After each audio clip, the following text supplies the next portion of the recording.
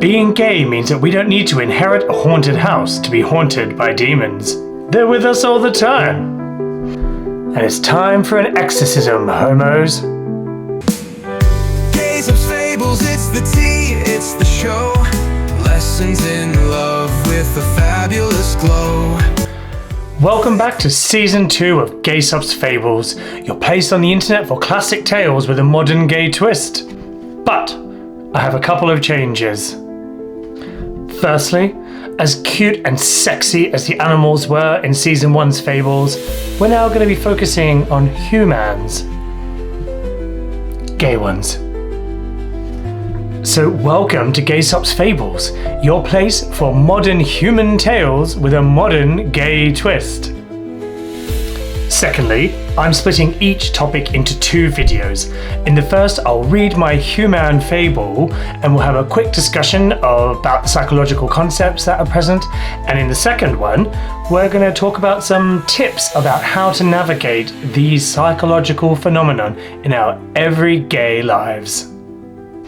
So slightly more well-being-y, self-helpy than Season 1, but I think it's important and I'm very happy to be a very, very small part in spreading some messages and encouraging some reflection. It'll be serious, it'll be irreverent, it'll be stupid, and hopefully it'll be helpful. So let's get this show a-fabling. Today we're looking at compassion and asking ourselves the question, why, when we have so much shared experience, do we in the gay community turn so quickly on one another with such little empathy? Don't let the light coming through the window or my yellow duvet or my summer robe fool you. Today's story is a spooky one. Now we read The Shadow.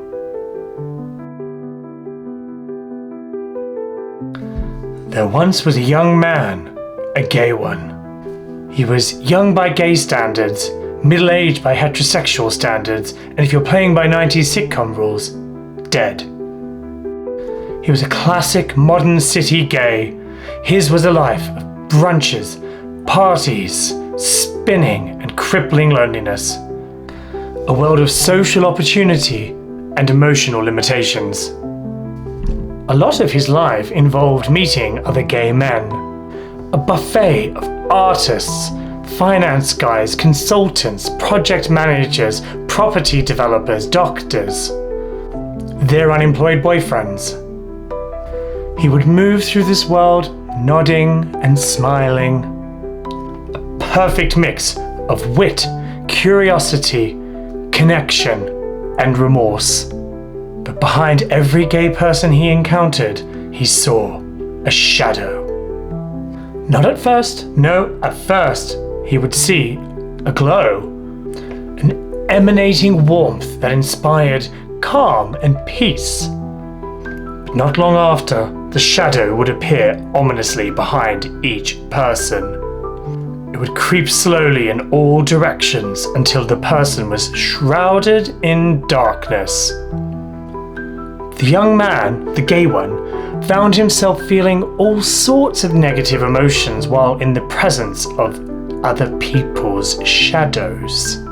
And after a while, he started to notice something about each shadow, a sense of familiarity, uneasy familiarity, a painful recognition. He started to realize that the shadow was always the same size, the same shape, the same cutting stare that seemed to pierce through his soul. No matter who he pretended to be, the shadows seemed to know better. He couldn't spend any more time with these people, not with their shadows, haunting and taunting him with his steely eyes. He started to avoid anyone with this shadow. Once the glow diminished and the shadow took over, he was out of there.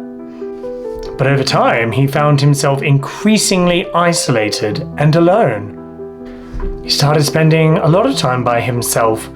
Nights in, out walking, at the theatre, at restaurants, table for one. He felt better at first, but over time he started to feel the presence, hovering, waiting for him. Whenever he turned his head to see, the presence would vanish. But he knew it was there, itching for him to let his guard down just a little bit. Eventually, he knew he must confront the shadow. He had to see behind himself. Apprehensively, he approached the bathroom mirror, his eyes closed and the cool touch of the shadow on his back. He placed his hands on the basin, raised his head till it was level with the mirror, and opened his eyes. The shadow was him all along, and for the first time ever, he truly saw himself, and he flinched. I think it's fairly obvious what the moral of this story is. Confronting issues makes them real, just ignore them. Thank you. No, so the real moral is what we don't like in others is often what we don't like in ourselves. That's right, today we are talking about our shadow selves. Ooh. Shadow selves are the parts of ourselves we don't accept. We either don't like them or we fear that those around us won't like them. Carl Jung, renowned Swiss psychiatrist and psychologist, first introduced the concept, and he explained that these attributes are not necessarily negative, they're just the ones that we attribute negativity toward.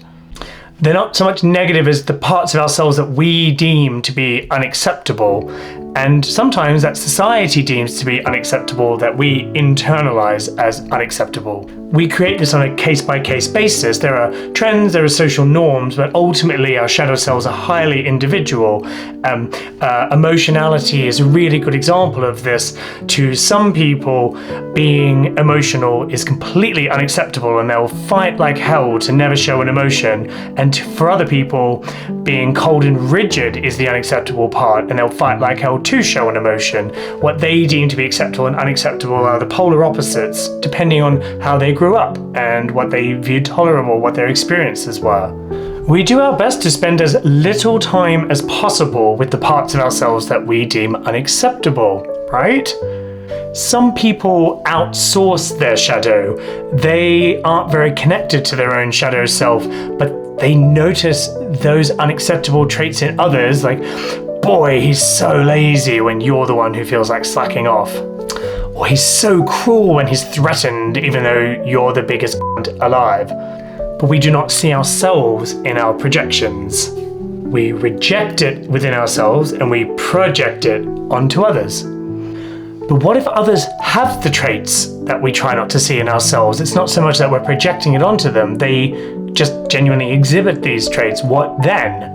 Well, that makes being around them highly threatening because their mere presence brings us closer to our shadow selves. Being around someone who exhibits the traits you find unacceptable reminds you subconsciously that you also possess these traits. It brings us closer to being honest with ourselves, and we want nothing to do with that. So in this case, we don't just reject the trait, we inevitably reject the person who embodies it. Internalized homophobia is a great example of this. Something like a deep-rooted dislike of effeminacy in other men, because ultimately it's that part of ourselves that we are rejecting. When we see other men being really comfortable with their feminine side, it reminds us that we have it. So you hear people say things like, oh, it's just not for me, it's just not me, but that's ultimately them telling themselves that, not really telling you that. They can't accept someone for their effeminacy because that means they would have to accept it within themselves, and they've gone to such lengths to not do that. So what do we do instead? Well, we form in-groups and out-groups. This is a social construct where we draw arbitrary lines, where some people will be in and others will be out. They exist in the difference. It's not just that I am this way, it's that I am this way and you are not. It's that you are this way and I am not. They only exist by differentiation. They're not free-floating concepts. If one disappeared, the other disappears. And it often pushes people to the extremes, and we lose the nuance. The idea that you can be a bit in and a bit out goes out the window. My friend's parents moved to the UK a long time ago, one via India and one via South Africa via India. And in 2016, they voted Brexit because of the Polish people on the bus. They were the in-group now. They were British citizens at this point, even though they should have had empathy and compassion for the plight of the immigrant, because that was once them. They turned on the immigrant and became the in-group and made the immigrant the out-group. Where they could have had a shared connection, they chose distance. We hear, oh, I'm not like other girls, I'm more like one of the boys. If someone said that to me, I'd be like, what's wrong with the other girls? What's wrong with you? We hear, oh, I'm not a stereotypical gay, I'm a normal gay. The does that mean?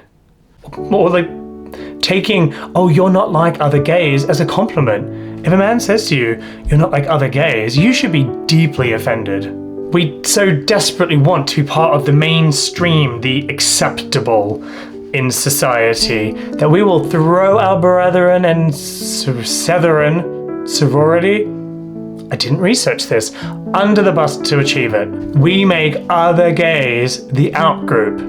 And this limits our compassion and our empathy. As I said, where we have shared experiences, this in-group, out-group phenomenon makes us alienate the other. We dehumanize them. We see them as homogenous. We don't see them as individual people with individual differences. They just become the out-group, and we reduce our emotional connection to them and our sense of compassion. But until we accept the unacceptable within us, we find it very difficult to accept others. We will continue to struggle to have empathy for people going through the same thing. We will actively not have compassion. And in the words of the Dowager Countess, my dear, a lack of compassion can be as vulgar as an excess of tears. So what can we do about this? Well, once we accept our shadow, it loses its power over us. So tune in next week when we talk about the questions that you need to ask your shadow self when you start doing what we call shadow work. Speak to you then, you gorgeous gay idiots. Have a moral week.